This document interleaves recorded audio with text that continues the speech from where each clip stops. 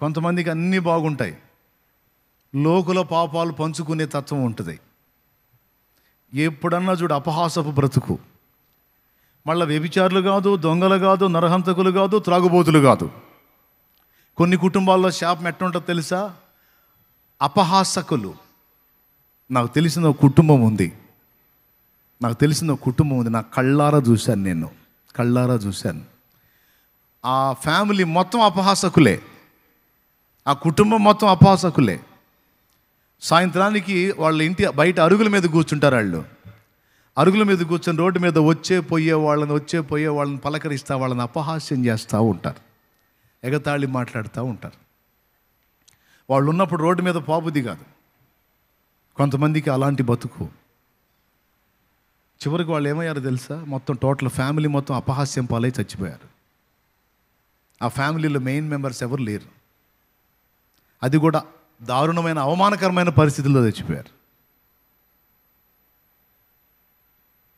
అసలు మనం ఎక్కడ తేడా పడుతున్నాం? కొన్ని కుటుంబాల్లో అనుమానం అనేది ఒకటి ఉంటుంది. కొన్ని కుటుంబాల్లో అనుమానం, భార్యకి ఇక పద్దాకలా ఆయన్ని అనుమానిస్తానే ఉంటుంది. ఊరికి వాడి ఫోన్ చెక్ చేయను, వాడు ఎటుపోయాడో ఫాలో అయ్యే వాళ్ళని వెంట పెట్టింది, ఏజెంట్లను పెట్టింది. పోండి, ఆడ తిరుగుతున్నాడు చూడండి అండి, ఎవరు? మళ్ళీ చర్చికి వచ్చి హల్లెలూయా స్తోత్రం ప్రభువా, హల్లెలూయా స్తోత్రం. ఇక 6 రోజులు కాపలానే వాడికి. ఎవడికి? సచ్చినోడిగా బతికినోడిగా? కొన్ని కుటుంబాల్లోనేమో భర్త అనుమానం, కొన్ని కుటుంబాల్లో భార్య అనుమానం. ఇప్పుడు లోకస్తులు అన్యులైతే తీసేయండి, వాడికి తెలియదు. దేవుని పిల్లలుగా మనకు తెలుసు కదా, ఏదన్నా ఉంటే ఓపెన్గా మాట్లాడుకోవాలి. ఇదిగో నాకు ఇట్లా ఉంటే ఇట్లా నాకు డౌట్ వస్తుంది, ఇలా వద్దు ఇలా ఉండు అన్నప్పుడు ఆయన అలా చెప్పినప్పుడు ఏమి కూడా అలా కంట్రోల్ అవ్వాలి. నేను అట్టెందుకుంటా, నేను ఇట్టనే ఉంటా. ఆహాహా, భలే పనేనే, నీకోసం నేను అట్లా కంట్రోల్ కావటం నా వల్ల కాదు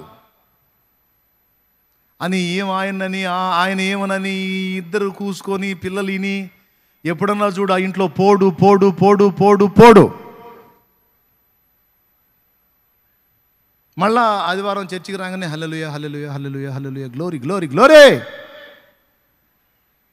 గ్లోరీ గోరీ. గ్లోరీకి ఆ ఎల్ తీసేస్తే, ఆ లావత్తు తీసేస్తే గోరీ మిగిలిద్ది. గ్లోరీ అంటే మహిమ అయితే, లావత్తు తీసేస్తే గోరీ అంటేనే సమాధి.